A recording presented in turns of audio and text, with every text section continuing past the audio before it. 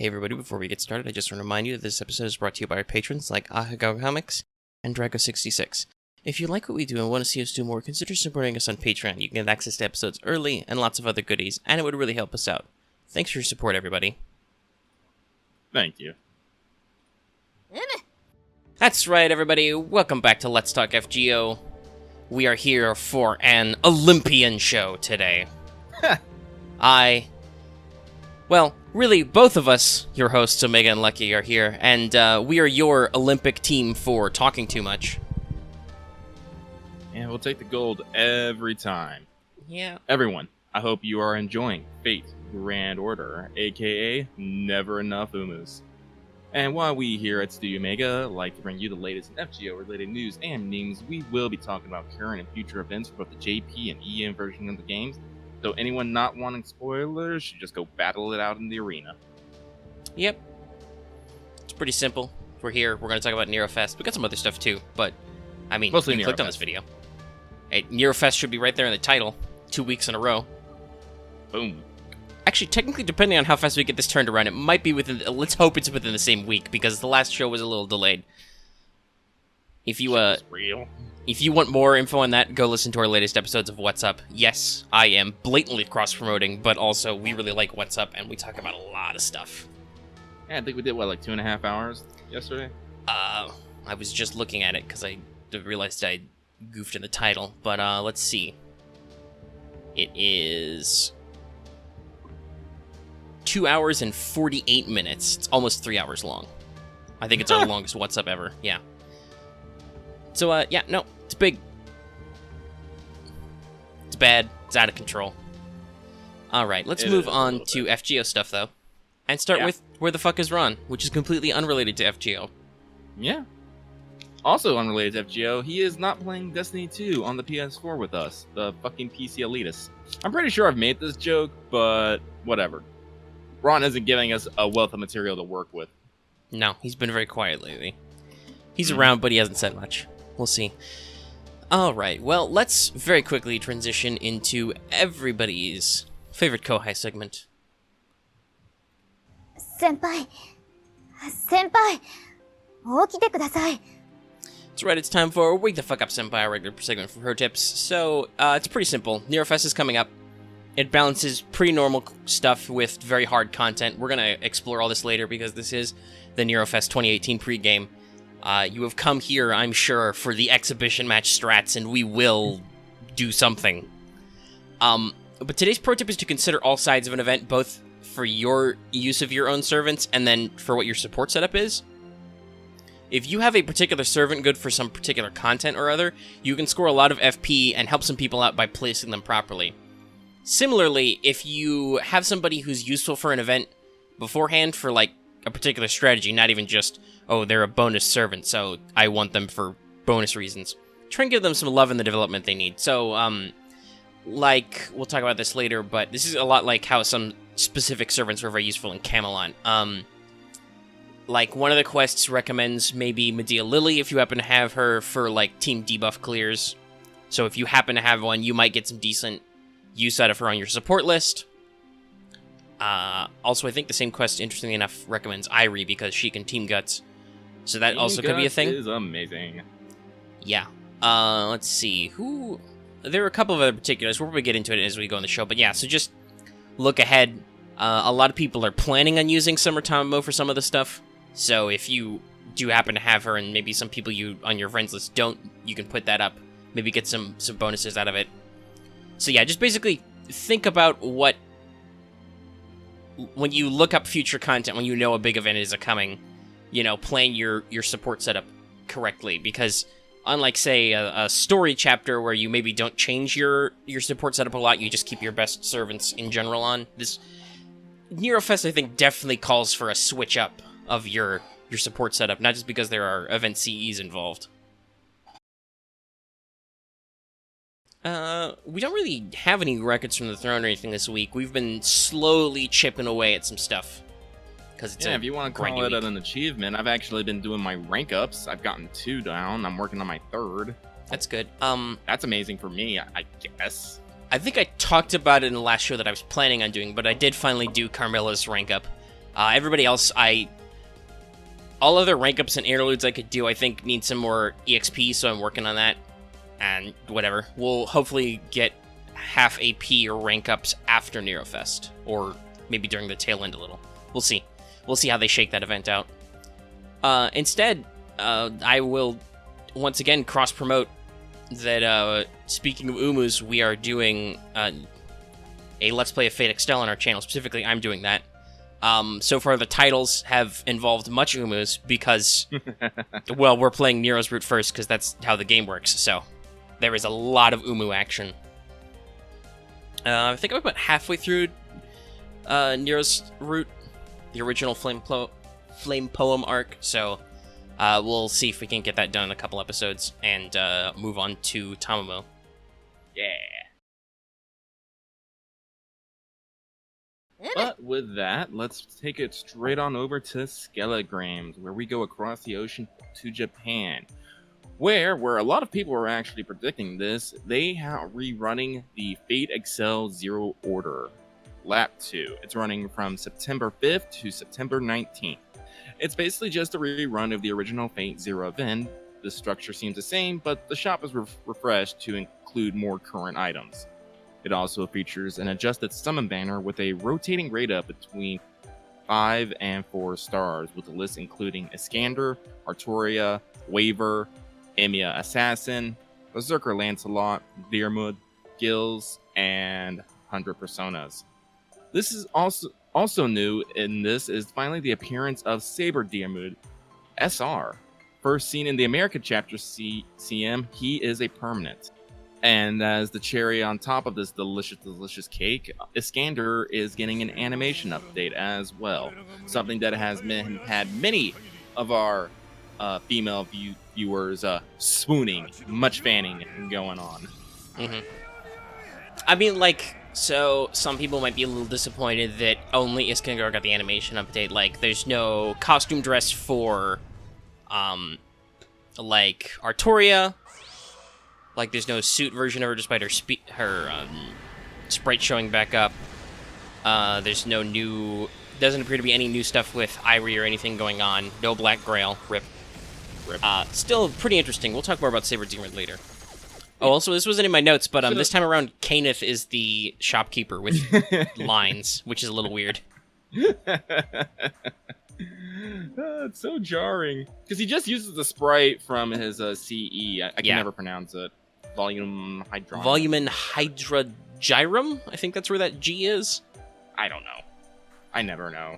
Lucky doesn't do words. Anyway, we're going to bring it back over to the States, where we're basically in a bit of a break, as we have the class-based campaign running from September 5th to September 11th. Includes a rolling daily banner for a week where each day is a different class.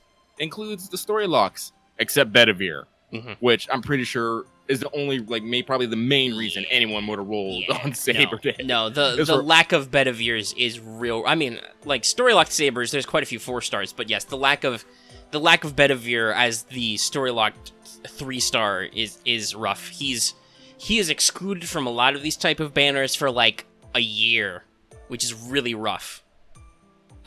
I think it's because they really want to play that story lock part to the chest, but I think it goes a little extreme. Unfortunately, I think because it's a story related thing, this might not be like a quote unquote quality of life fix that they can do for us. Yeah. But on top of that, we also got half AP interludes. We knew something half AP was coming up, and me personally, I was hoping for XPs, but we just had that back at the anniversary. Yeah. So, it is what it is. I was expecting story because technically we missed a half AP story in there somewhere, or at least a half AP Camelot, but I mean, it wouldn't have helped me any. It would have just been better for some people, because I know a couple of fans who were like, okay, I'm finally working through Camelot. So, yeah, whatever. Shrugs. Shrugs. Depending on to where you are, half AP interludes can be very useful. We covered a lot of the details in a news release that happened right away when this was announced. Okay. Let's see, how long have we been going? I feel like this is going to be another quicker episode. he says, Yep. before knowing. The joys of recording stuff and then not doing anything with it after. Because you guys can see how long this episode is already. Yeah. So maybe I'm being ironic. Anyway, let's move into Chaldea Free Talk. So, first up, because it's shorter, let's talk about the Saber Diarmuid. So, fabled Saber Diarmuid finally appears, and his swords are bitchin'. He is a quick saber with a quick arts buster deck and a quick single target NP. He has a pinch more attack than, say, Summer Fran, but slightly lowered HP to compensate. His inherent star gen and weight is pretty normal for sabers, but he's got decent hit counts on all cards and fairly good NP gen to compensate for 1 arts. Alright, so he's very well rounded, and he's got the stuff you want out of your quick based. His NP does pretty decent damage, has plenty of hits. It's a 10-hit Noble Phantasm, which is pretty impressive. And then it strips defensive buffs, sadly after, not before, but eh. And then has a moderate chance for instant kill. If you're trying to compare them, the level 5 overcharge is the same, but the earlier ones are slightly higher than any of the Gabolgs, if you're wondering. So skill number 1 is Mana Burst Leap, which gives him a 1 turn evade, and then 20% quick and 20% attack up for 1 turns. So the evade on your attack steroid's a little annoying, but he's, say, immune to every 5 pip NP gauge, and technically 20% and 20% is better than a straight 40% to like either attack or quick. So it's pretty good. It's a pretty good stimulus. Plus, if you're trying to do like a crit chain or something, maybe you'll start with like a buster and then quick. Depending on when you're using it, if you're not using it as like an NP steroid. Second skill is Honor of the Fianna Knights, which gives him 3 whole turns of star weight up, and then 15 critical stars, thus kicking the shit out of every instinct skill ever. It's real good. I think they finally learned their lesson. Yes, no, we'll talk a little bit about it when we get to the end of how much of a complete package he is. His final skill has been translated a couple different ways. I've heard, like, Fiery Waves of Passion. There's a Celtic name. I think it's basically a second NP skill. But it gives him 30% def up and NP gain for 3 turns. All of his skills are on a minimum 5-turn cooldown. So, he works like clockwork. He has Magic Resistance A, I think that might actually be A+. It's real good, and then he has Riding B to back it up. So, given the fact that quick support exists, Saber Diarmuid is a great boss rusher for somebody, if somebody can give him extra crit damage. So, he has no critical strength up on his own, but he has the quick cards and the hit counts and the other stuff to use his 2 quicks and maybe his NP or a buster card or even his arts card to generate stars. He can use stars to crit, which he can probably turn into hitting with his NP a lot, which will also generate stars and also strip annoying buffs. His skills are all on nice timers, so you want to pair him with, like, Scotty, so you can give him more critical damage. You could probably pair him with Caesar, because Caesar gives him more critical damage with Incitement. And just in general, he is a great complete package. This is a solid game design. His hit counts are good. His NP gain is good. He has a skill to make his NP gain even better, to make up for the fact that he's only got 1 arts card. He has defensive options, because Voice did a really quick video on Saber Diarmuid, which he pointed out something that I wasn't thinking about when I wrote this, but it's very true.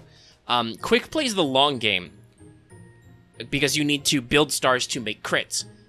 With Buster, if you're doing a Buster focus, no, you just pop your big Buster damage and you just crush the enemy right away.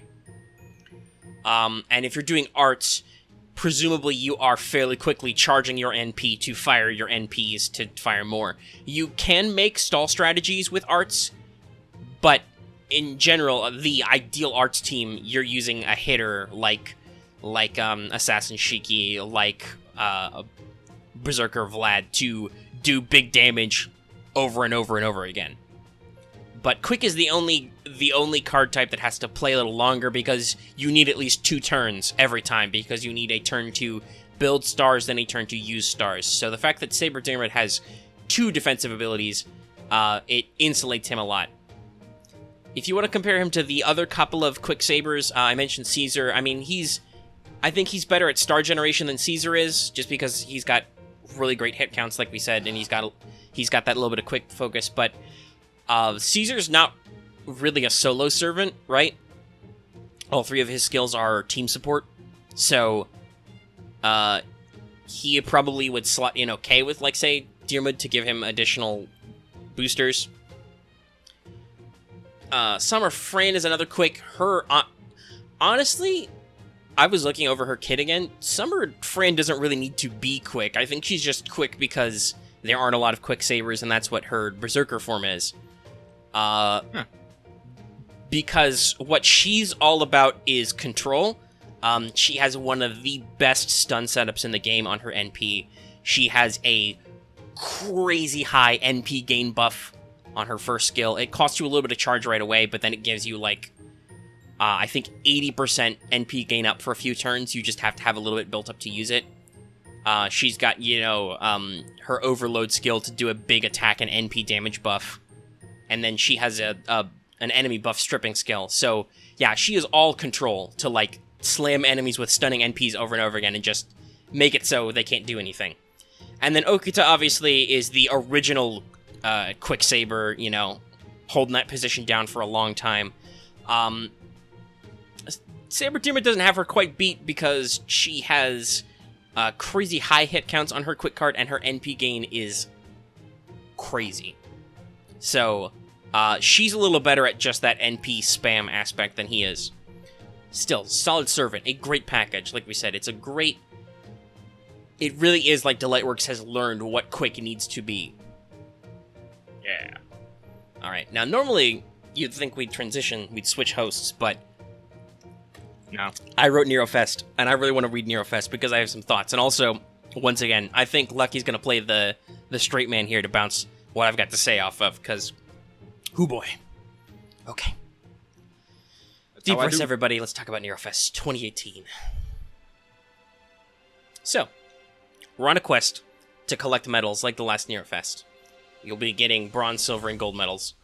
It's entirely possible that some people weren't playing when this started. You guys didn't really miss anything other than surprising shit like Lancer Dragons. Yeah, the first Nerofest really sold you on the importance of having a few key friends in your friends list.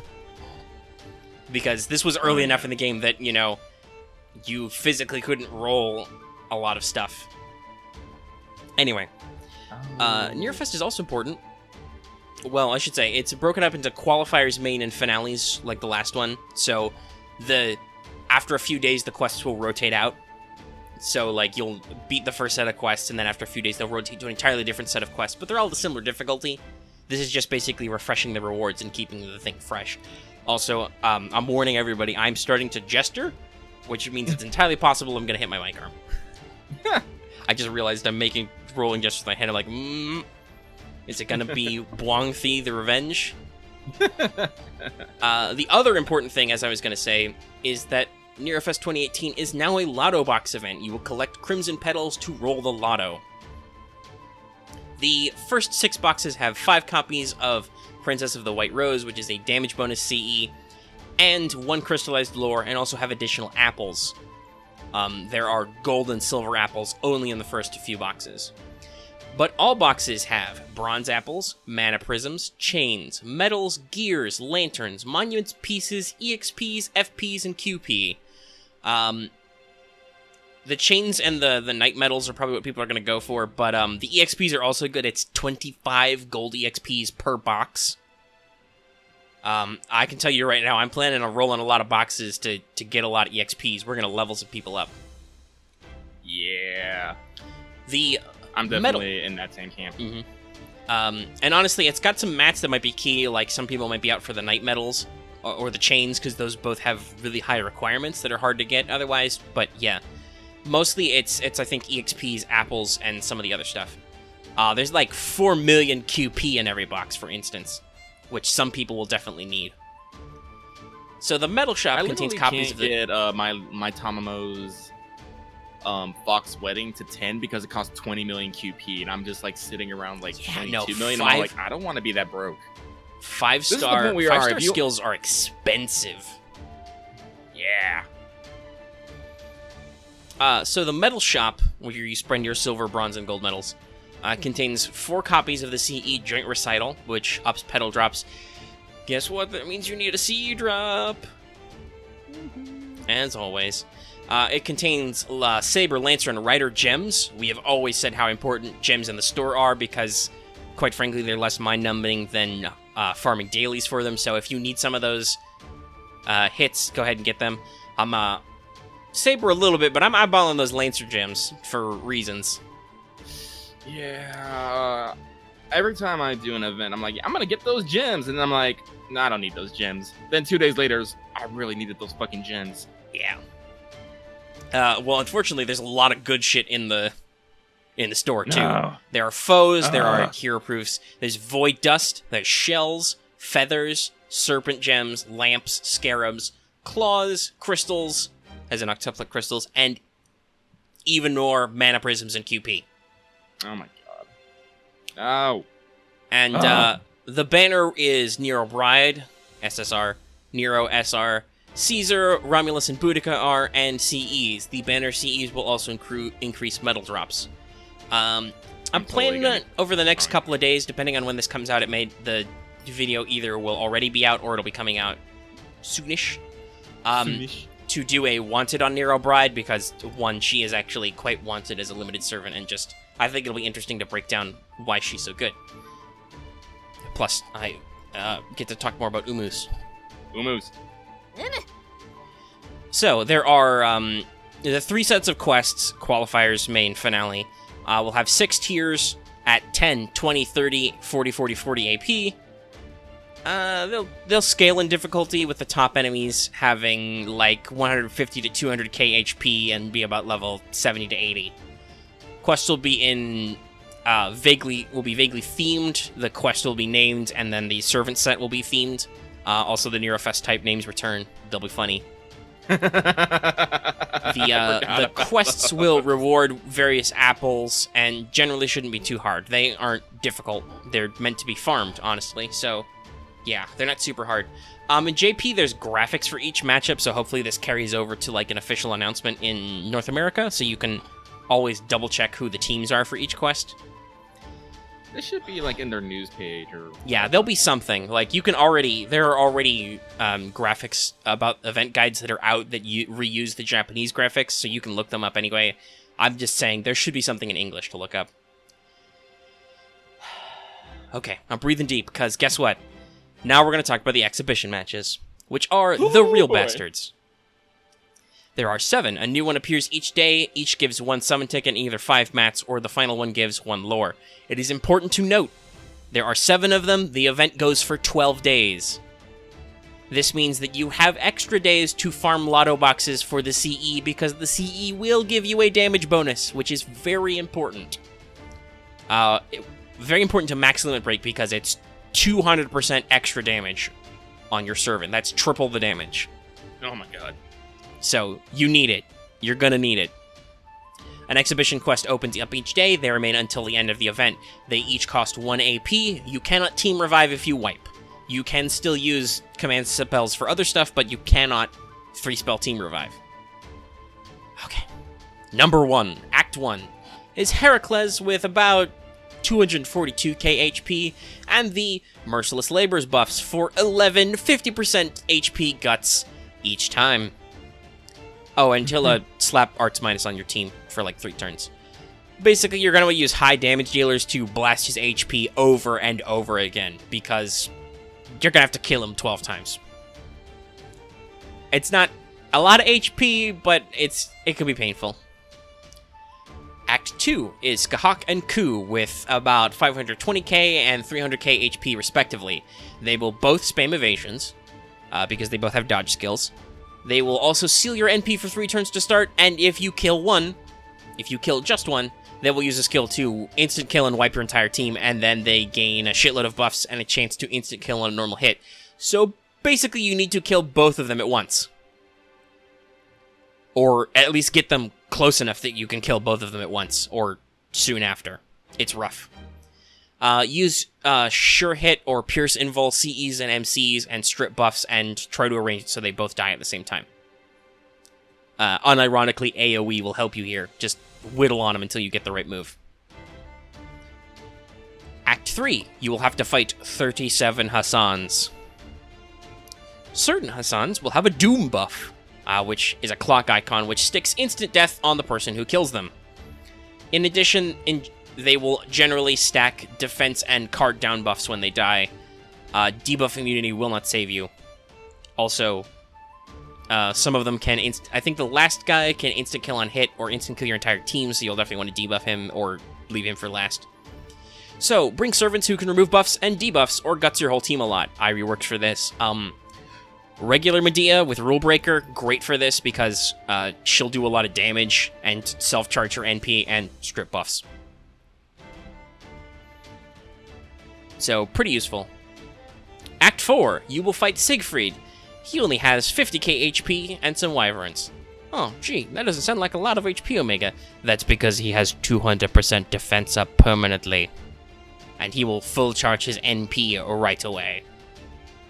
You cannot remove his def buff, so you will have to hit him with defense down, damage ignoring NPs, and damage plus effects like waivers, attack buff, or divinity, or damage over time, so plan accordingly. Waver's actually a great use for this slot because he has both a curse NP and a defense down NP, and he gives your team damage plus. So yeah, basically Siegfried will shrug most damage. You're going to need to find a way to not multiply your damage, but flat add damage to beat him. Act 5 is Maeve, with 420k HP, just please. And her soldiers, 64 of them. Oh wait, no, that's not 64, it's 64k HP, that's better. I think she does have like dozens of them though. So, Maeve has crazy buffs, which basically nullify all damage to her, weaken all your card types, including your NP and Star Chain against her, and to strip them you have to kill her minions. There are riders and a couple casters, so you will need to focus down her minions and then deliver a killing blow with like a Jack or a Carmilla or something. And then we get to the real fuck yous. Act 6 is just a fuck you. 1.5 million HP Gilgamesh.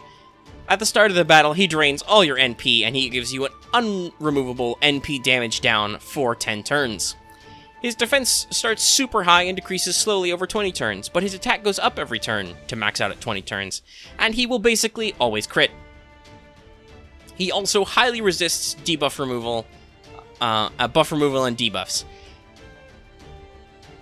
So, yeah, it basically has no other purpose other than to make you waste your life. Normally, I would tell players to skip this quest entirely out of protest because, well, we'll get into why I think it's shitty game design in a second. But literally ported content, so there's no point. I'm pretty sure there's going to be, the exhibition matches will be rerun next year, so there's going to be another chance. But anyway, let's talk about the finale. The finale is a complex system of where enemies drop buffs or debuffs on entry and on death.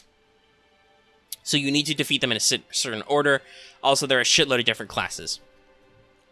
The ideal order is reported to me as Jack, Amakusa, Ozymandias, Lancer Alter, Nero's triple guts, because she does have triple guts.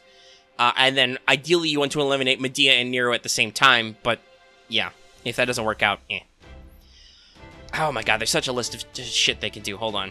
I gotta look this up. I didn't even bother writing this down. It's so stupid. It's super... Yeah, it's just dumb. Let me look this up. I want Nero Festival. I think this will be the 2016. Don't mind me, I'm just playing FGO. Yeah, you're not. Maybe you shouldn't. You should have reacted more to some of this sort of shit. Just think of it as stunned silence. By the way, I am describing the post-nerfed version of this. Hopefully they are smart enough to have it pre-nerfed. And not for us, because in the unnerfed version, some of these were a lot, some of their buff effects were higher and they had a lot more HP, so hopefully Oh my god. they pre-take that down for us. No, I don't need... Because if it's not, it's really bad. But yeah, so Jack will cast 3 times of buff success rate down. And when you kill Jack, the entire enemy team gets a permanent 5k HP regen per turn. Wow. Well, I guess it ain't too bad. No, that's why Jack is first. It's because you're focus firing anyway, so yeah, it's not a huge problem. Medea, when she joins the battle, poisons your team for 1k HP per turn for 10 turns. That can be removed, though. And on death, she gives your entire enemy team 50% defense up, which cannot be removed by any means. This is why Medea is late, because otherwise it will seriously fuck you. Artoria Lancer Altar on death gives +2 NP gauge charge per turn to all allies, includes her back line that cannot be removed. Amakusa will decrease your team's max HP by 20k for 10 turns when he shows up, and on death, he increases all allies' crit rate. When Ozymandias enters, he will automatically cast Imperial Privilege for 5 turns, and he spams Protection from Ra every turn, and on hit, he gives all allies sure hit. Permanently. Nero, when she enters, will automatically cast her Thrice Setting Sun, which gives her Guts 3 times for a lot of HP. She will also repeatedly cast Imperial Privilege on herself with a 100% success chance. And then her final is that when you kill her, she gives her entire team 1 time of Guts for 20% HP. Yeah. And once again, I would like to note, this is the post-nerf version. So, yeah, my final bullet point is, don't feel bad if you can't do the matches. Yes, the last one has lore, but otherwise it's just the tickets. And a lot of the quests, especially the last few, are just giant lists of fuck yous to prevent you from using conventional strategy. Only it's not like the regular strategy is actually replaced. I have been saying for weeks, I'm fully accepting I'm going to tell the game to fuck off and skip some of these quests if I can't make any headway. I tell you this, your life and your time has a value. Some of these fights are dumb, and if they are, you do not feel like you've got the rhythm for the strategy, you can't find the servants to use on it, they are not worth your time. If you feel like you got them, like you can figure out what's good for this, go for it. Or if you're a lunatic who doesn't place any value on your time. But I tell you, your time should be more valuable than that. Honestly, I think Acts 1 through 5 are clever. Like, maybe it's a little bit of a fuck you, but at least the idea that you have to whittle down the minions before you can take on the boss, that's a clever way to handle that, like, right? Like, yeah. Her first buff that is removed is invincibility, so literally until you kill at least one of her soldiers, she can't be hurt at all. Except unless you pierce Invul, which is, a thing. I think it's a very thematic fight. Yes, it's most of them are thematic and interesting. Act 6 and the finale, they're just dumb. They're dumb and shitty. The thing I don't like about Gilgamesh is it's such a time waster. You will probably be... he immediately saps all your NP strength. You will probably be waiting for those 10 turns for that NP power down buff to go away. Or at least it may take until that 10th turn before you start making headway on his, 1.5 million HP. All the time while his attack only grows stronger and he's critting you as much as he likes. And he's an archer, so he'll still NP every 3 turns unless you do something about that. I think it's too much. It basically tells you you can't do anything to him until certain timers are reduced. And it's just entirely made to waste your time. I don't like it. There's no it's too comprehensive, I should say. There's no tactic you can do that will necessarily work right away. Like, you can't spam MP down on him. Even if you want to try and spam big damage, you probably have to wait a little bit for his defense buff to go down. It's just, like I said, it's a lot of fuck you, and I don't like it. I think it's bad game design. I think I'm probably going to put, an honest effort into, probably the first 5, but I don't think I, just, looking at, I mean, I got an have- NP3 Summer Tommo, who is in her final ascension. And there's, like I said, there's going to be Lancer skill gems in the store. So I'm going to try double Waver Tommo and see if that works. But like I said, I mean, they're only 1 AP, so it's worth it to try at least. But if I don't make any headway, I'm just going to be like, fuck you, I'm not doing this over and over again until the RNG decides to like me. Yeah, it's like Hawk, but it's just like, The I don't know. finale is similar. I don't like it in that a lot of these buffs and debuffs are random. Like, okay, so they either auto-activate their skills when they come in or they spam certain skills. That's fine. That's clever, I think. But like, why does Jack heal your team? Why does Medea give a defense bonus? Why does Lancer Alter give an NP gain bonus? Those don't necessarily logically follow, right? Yeah. Also, if you didn't have our advanced foreknowledge and I could just tell you what people have figured out the ideal order to beat these guys in, once again, that means you have to waste your fucking time doing this hard-ass quest over and over again until you find the right combination. Or you predict what the right combination is beforehand, but even then, you could make some mistakes in there. So, like I said, I don't think the last two are good game design. They are just such time wasters and such trial and error. I don't like them. The first 5 I'm pretty sure I can cheese, because I've got the tricks for it. Like, Herc, I'm just gonna forward up with a Waver and Jolter and maybe Urali in the back line and just slam him over and over again until he dies.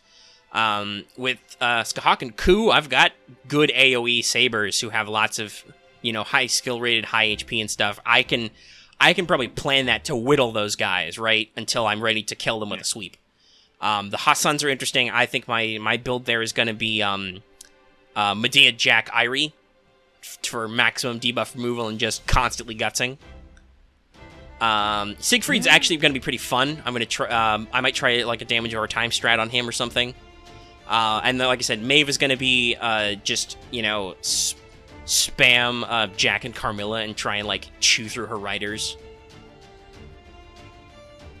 6, like I said, I have a strat for that, but it's a dumb strat. I'm literally going to try applying double Waver. Like, Gilgamesh confused the shit out of me. Like, I get that the finale's like a, what you want to call it, like a final exam type thing. Like, okay, here's a bunch of hard bosses in a row, and you have to figure out what the right combo is. Gil is just, fuck you, I'm awesome, I'm Gil, herba beat yourself against me until it works, and hope my crit RNG doesn't, obliterate everybody. Just, fuck, turn him into a mini raid. Don't bother with the debuffs, give him a shitload more HP, and make me whittle that way, or make it so I have to figure out how to survive 20 turns. I wouldn't like that, because 20 turns is a long fucking time, but it's just, like I said, it's really annoying how much of a cockblock it is, and then, like, Siegfried's a cockblock, but he's only got 50k HP. You can figure that out, right? You can figure out how to do 50k damage either with a defense-piercing NP, like bring Emiya. You, like I said, use Wavers to defense down and curse him. Stuff like that. Like, you can very easily solve Siegfried. I literally don't know what's to solve about Gilgamesh. You probably need a good tanking. Yeah, servant. you need a tank, I guess. Yeah, you basically have to like. That's something that, by the way, is advised in the finale, is to bring like Mash or George to draw enemy aggro. Dion's also a good choice. Basically, you need a dedicated tank to draw aggro for your DPS in the finale. And probably maybe a good healer, so when they do, because I'm pretty sure they'll still take damage, or when you have to wait for cooldowns. You have to like I said, what I would do for the finale is if you have Ku Alter, use him. If you have Jolter, probably use her. Like, pick your biggest beat stick servant, and then pair them with it with whatever support hacks you've got. And just go to town. Like, God forbid, if Merlin was out at this point of the game, I'd be like, fuck it, the game wants to tell you to go fuck yourself, you tell the game to go fuck itself. Bring your Merlins. Bring double Merlins. Like I said, this is... Lucky, would you agree with me that, like I said, you said you were probably going to seriously try the first 5, that the first 5 or so, that's good game design. Those are clever and interesting. Yeah. The last 2 are just, the game's just trying to dick you over. Dick.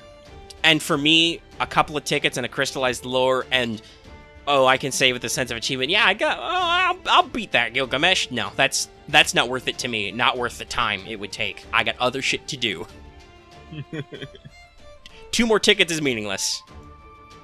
I don't know. I still got like 20 crystallized lore, so I'm not like feeling. Yeah, I that think for- I have well, you just said like you were thinking about raising Fox Wedding to 10. It was what, like 20 million QP? Yeah. No, using crystallized lures is hard because they're very expensive. We will probably eventually work through them, but it's a slow process. A slow process. Yep, one that requires lots of QP. And then by the time I've got enough, guess what? More events have come around, and guess what? There's more crystallized lore around. Yeah. No, it's just... Yay. Mm-mm. I remember when the first game came out, I was like, oh boy, I better make sure I hold on to this crystallized lore. Now, I've spent like 3 or 4, maybe? Yeah. I not a lot. Definitely 5 at the most. For a couple of servants, I use a lot. And I, like... Oh shit, I finally have all the mats I need, and I've got a decent amount of QP. Alright, I'll do it. Like, one of Mordred's skills is up to 10. I raised Medusa's Bloodfort Andromeda to 10, because, oh my god, I love that skill. Yeah. But anyway, Yeah, I got all Mash's skills to 10, and all of Tom Cat's. Oh, that's right, I got one of Mash's to 6 10. in a year. I don't have all of them yet, they're pretty high, but, trying to remember, one of the levels used a mat. I didn't have a lot of it. I'm like, but her invincibility skill and NP charge skill I have at 10 because I've used that so much. But yeah, no, like I said, I got a couple 10s. 10s are important for your key servants. But I think George and Tamamo would be good because you can keep spamming Tamamo's MP for cooldown, so you can keep the fucking skills. The tanking skills up. Everybody is. See, now I'm thinking about it. Yeah, like I said, I mean, like once you know the ideal order, I think it's okay for you to be able to like plan the finale. The finale's not as bad, but like I said with Gilgamesh, I'm like, fuck, I don't know. I guess you want to try and crit. Guess I'll just lay down and die. Yeah, like I said, I guess critical damage is the only thing he doesn't necessarily block, but even then, like I said, he's got a big defense up. You have to wait a while to hit him seriously. So it's just like I said, it's an annoying time waster for no reason. What burn? If I was going to design a time wasting boss, I would have like put up a Jean or something and then made her like immune to Avenger class advantage, and just be like, suck it up, Jean's just gonna spam her NP a lot and take like half damage. So, figure out what you want to do. As opposed to, Gilgamesh is just going to get stronger and stronger over time, and you can't start hurting his shitloads of HP until he can really kick your ass. GG. I might seem a little caught up on this, but like I said, this is the type of game design that pisses me off. We've talked about this a lot on WhatsApp, once again. And just, they're dumb. Some of it's dumb. But yeah, that's really all you need to know about Nerofest. We've talked about a lot of the basic stuff. We recommended some servants. This is why we say to keep an eye on your support lists. They will be critical, I think, in this juncture, because you can't do some of the really dumb setups, like we said, like double waiver, unless you can find them on your support list.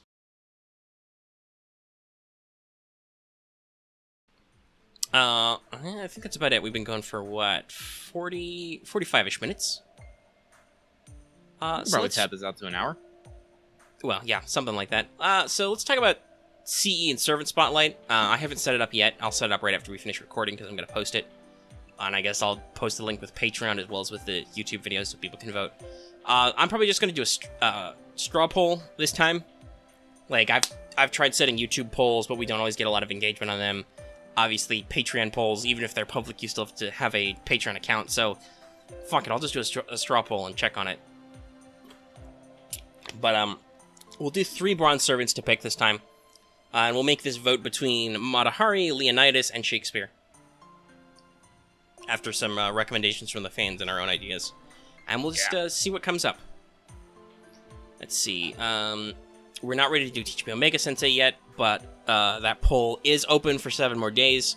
Only 3 people have voted in it, so, I'm super hyped that we put what is a reality marble in there, because that's the one if there's like a tie and I need to break it, that's what we're going to talk about. We're going to talk about reality marbles because I think they're like a super cool concept.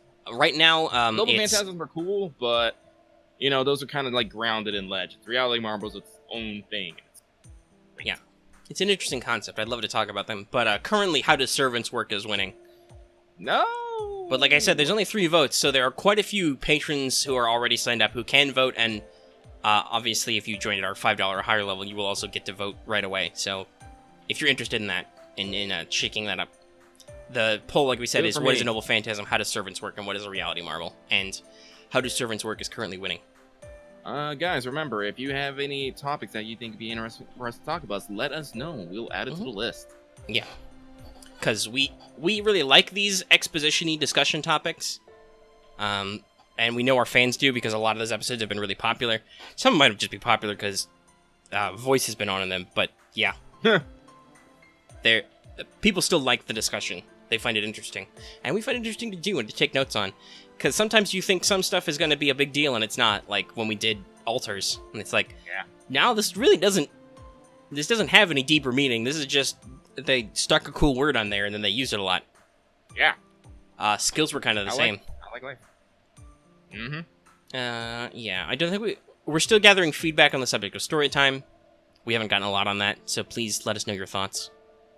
Someone did say they would like to hear my brand of storytelling. So I was like, okay, cool. No, yeah, that's right now. But like I said, we haven't gotten a lot on how you want us to handle that. Like, would you like a poll to pick some stories from some stuff, or you just want us to pick up the subject, like say now when we're having a shorter episode and just throw in something we'd like?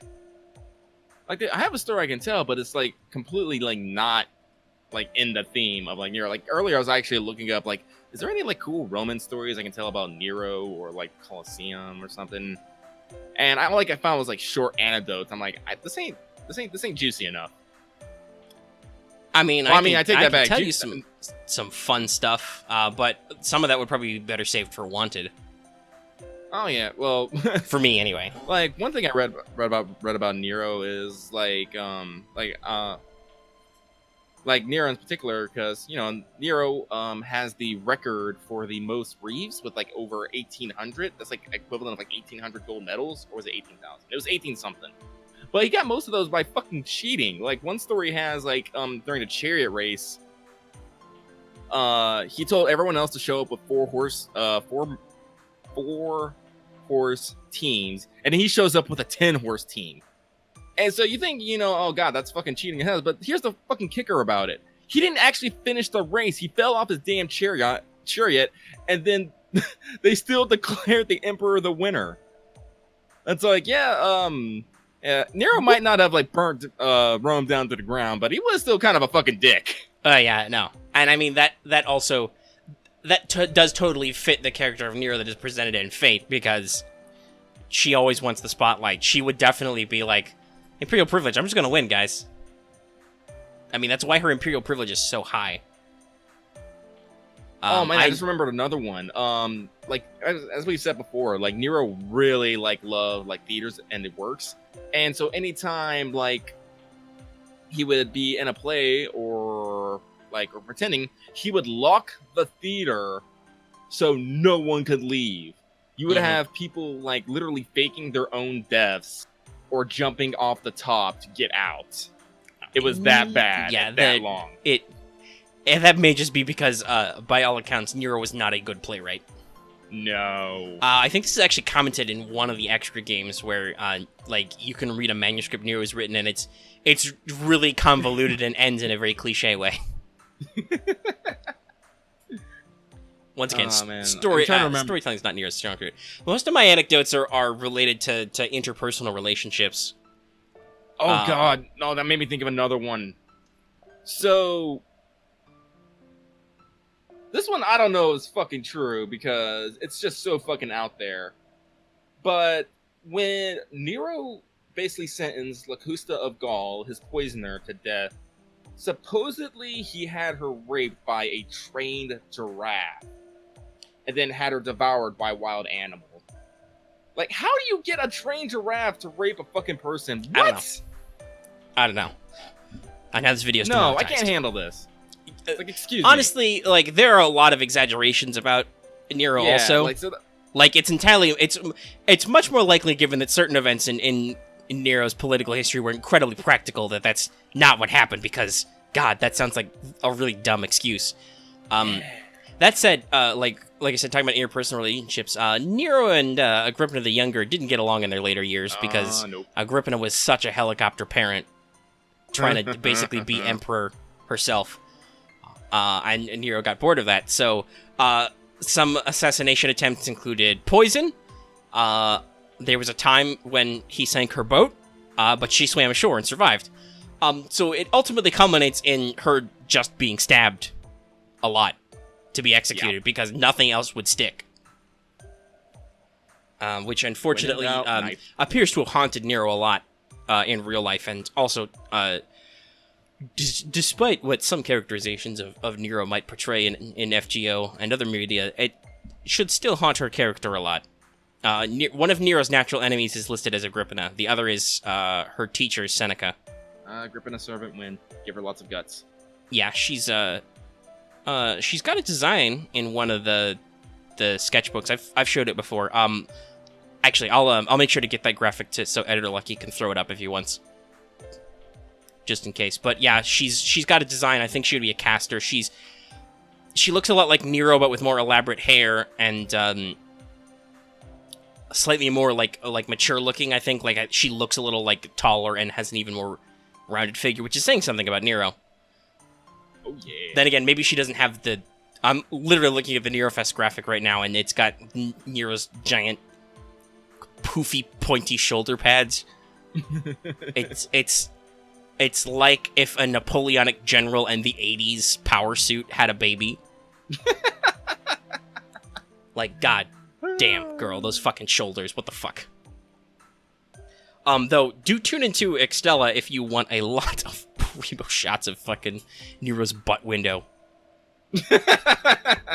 Because there are a lot of camera angles from behind. It's pretty funny sometimes. Remember, she wants you to see it. Uh-huh. But yeah, no. Agrippina's got some great anecdotes, too, that we could tell. Like, a famous one was said that, a soothsayer said that Nero would kill her, and Agrippina said, let him kill me so long as he becomes emperor. A classic, idea of her mentality. She used to attend Senate and other high-level meetings hiding behind a golden curtain. So she could see and hear everything but was not visible. Lots of other fun stuff. Like we said. Yeah, so like it's like all day long, but like a full-on story, it's all like Yeah, there's not like a unified story here. There's just some cool factoids. Yeah.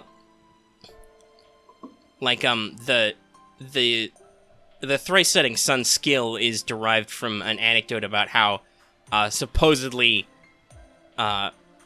Nero lasted several days after committing suicide, and then, there was a soldier who found the body and looked up and was like, and then Nero was like, "Sup, not dead." And he was like, "Ugh," and then Nero died again. Also, I think there was like at least 2 Nero Reborn conspiracies where people pretended to be the revived Emperor Nero and come back. Mm-hmm. So yeah, no, that's like an interesting use of anecdotes to build skills, which we talked about in a previous episode. But anyway, like I said, we'll move on-ish. How long have we been for? We've been for like 10 minutes. That's fine. Yeah. Let's see. Let's close up some of these tabs as I refocus. We don't really have meme of the week this week. Like, real talk, I don't pay attention as much attention to the Discord as I used to. Mm-hmm. Mostly because, as I said, there's a lot of people and there's conversations going on at all it can be a little times. fast-moving at times. Yeah, so it's hard for me to keep up. Not to mention, I've just been busy in life and in the dealing with Editor Lucky. Mm-hmm. That is honestly, the reason why he has to get locked up. Honestly, Editor Lucky is probably our meme of the week this week, because we've mentioned the editing issue and Editor Lucky a lot, and Editor Lucky was on point last week. Because in case you guys don't know, yes, ever since Lucky started taking over editing them and then for the post, I do make sure to skim over our episodes and check out. So I I see the text and stuff and some of the pop-ups. I probably don't catch everything because obviously I don't. Maybe for like, excuse me, a shorter episode like this where it's only like, you know, an hour of time to skim through, I can afford to take that time. But when we do like hour and a half episodes, I'm like, fuck, I don't got that time. I gotta skim through segments and see if there's anything fun going on here. But yeah, no. Do actually pay attention to the video versions of this show. We do a thing with that now, like people have asked us. There are secrets. Mm-hmm. There's a reason to pay attention. But if you want to just listen, you can also do that. Yeah, I'm gonna be working to try to make the videos more visually engaging, but as I said, it's a work in progress. Yeah. Always a work in process. It's a process and a progress. Yeah. Blah, blah, blah. Someday we will speak English good. This is a lie. Let's see. We don't have any specific master feedback. Well, other than the poll we're gonna run, we have some general. We have some general feedback, but we don't have any other questions. I think for the team right now. Yeah. Let's see. Is there anything else you want to hit up? Honestly, probably not. I figured going into it we were gonna have probably a light show, because we just have the Nerofest news and a little bit of the Fate Zero rerun, and both of those events are going to go on for a while. Yeah, the rerun, it's nothing super new. It's like people they know the song and dance, just a couple new factoids.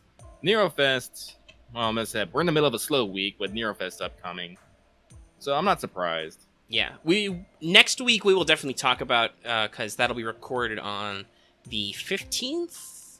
Yeah, so we'll be a couple days into Nerofest by then, but that event's gonna run for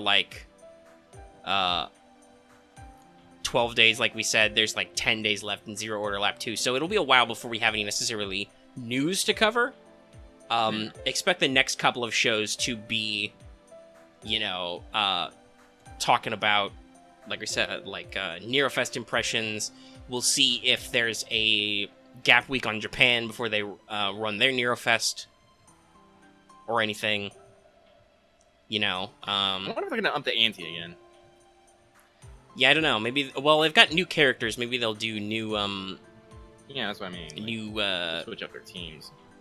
Well, yeah, they'll switch it. Obviously, the quest, the actual individual teams will be different. I'm just wondering, will they do new exhibition matches? Because I'm pretty sure the exhibition matches for last year were the same. The quests, like I said, the regular quests were different, but the exhibition matches stayed the same. I wonder if they'll do stuff. And if they didn't stay the same, let us know, because obviously we don't remember a year ago, even though we were doing a show then. Because that'd be how it'd be. Probably have new CEs and all that stuff. Maybe. Yeah, there'll be new CEs. Remember last year, Nero got the Olympian Bloomers costume, so what are they gonna do on top of that? They're probably gonna re-release. Are they gonna do another? Are they gonna make Bryn a popular rate-up character? They're gonna bring her back again? Do cheerleader Bryn? I don't know.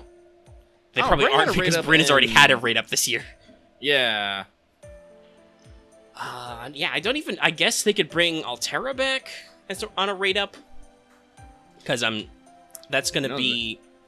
Maybe they'll be crazy and they'll just bring. That was the first year. The first year was Nero and Altera. This year is going to be Nero and Nero Bride. Next year is Nero and Bryn, and also maybe Bride. So I don't know. What other Nero-related characters are there? They've never busted out a new servant for Nerofest. They could up the ante by doing that, but they did just release a new servant with Saber Diarmuid. Give me alter ego Nero. Give me Saber Venus. Yeah, Saber Venus would be fun. If you don't know anything about Saber Venus, just wait until we get through Estella. Okay. Well, we've padded this out to about 60 minutes, so we can go ahead and wind down. Cool. All right, so yes, let's go ahead and wrap this up. Like we said, next week we'll hit our Nerofest impressions and any news that comes out. We are. Once again, tune into What's Up to get some more details on that story, but we are finally planning on recording that thing with voice this weekend. I am both excited and not excited for this. Honestly, well, this the audio will be up before we record that, and I'm presuming, given how long it took him to turn around the last one because it was a lot of audio, this video will probably be up before that video goes up. But I have no idea how that video is going to turn out. Like, I know what we're discussing. I've done the research to prep for it, to talk about certain factors. I don't actually know how Voice is going to want to direct it and, like, format it. Yeah, it's like, hopefully I got, we'll... like, some nuggets, but... We'll scratch that out tomorrow. Okay, like I said, let's wrap up. So, if you like this video, go ahead and give it a like. If you have any comments about any of the stuff we've said today, go ahead and leave those in the comment section down below. We do love comments. And, of course, if you are new here and have not already, please consider subscribing. Best way to keep track of our content. Also, even if you are already subscribed, don't forget to hit that bell for notifications, so you always know when our videos come out. You can also join us on Discord, that link is in our description. And like we said, you can support us on Patreon to get access to episodes early. You can get the audio version of this right away. Literally, I edit the audio, I make the thumbnail, I post it to Patreon. And that's only for $1 a month, so it's real easy to get through. And yeah, that's about it for everything. Yeah. So we're gonna go ahead and let you guys go and go about our business. I'm gonna finish this up and then maybe try and record some more Accel tonight, and we'll see. I'm gonna go drink a bunch of alcohol and fall into a minor coma. Alright, well, this has been Let's Talk FGO, everybody. 物足りぬ。 Drink responsibly. もっと褒めよ。